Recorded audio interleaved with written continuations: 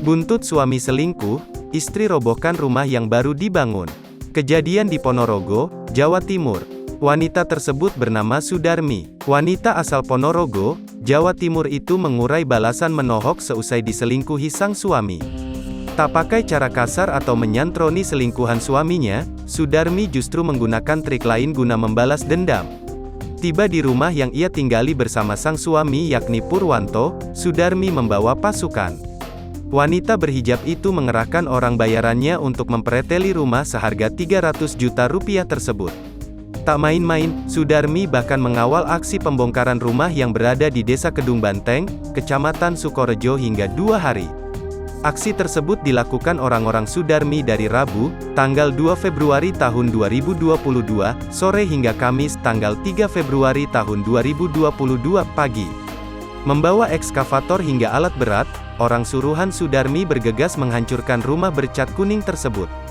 Hingga akhirnya, kediaman Sudarmi dan Purwanto pun rata dengan tanah.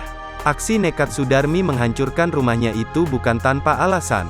Wanita yang bekerja sebagai pebisnis telur asin di Jakarta itu kesal lantaran sang suami main hati dengan wanita lain. Perselingkuhan itu konon terjadi sejak 2 tahun lalu. Tak terima di madu, Sudarmi akhirnya meminta cerai dari Purwanto. Sebulan berstatus sebagai janda, Sudarmi mendengar kabar bahwa suaminya akan menikah lagi. Mengetahui hal tersebut, Sudarmi pun bertindak.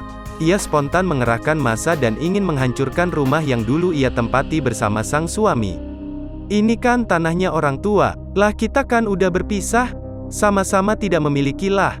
Saya pengennya sama-sama tidak memiliki, tidak punya rumah. Di sana, mantan suami tidak punya, saya juga tidak punya," ujar Sudarmi dikutip tribunnewsbogor.com dari tayangan iNews pada Kamis tanggal 3 Februari tahun 2022. Lebih lanjut, Sudarmi menyebut rumah tersebut sebagian besar dibiayai oleh keluarganya. "Yang bangun ya sebagian besar dari keluarga saya. Suami saya juga di sini ada andilnya, cuma lebih besar keluarga saya," akui Sudarmi. Selama proses pembongkaran rumah, tak terlihat sosok Purwanto. Aksi Sudarmi tersebut dikawal pihak kepolisian.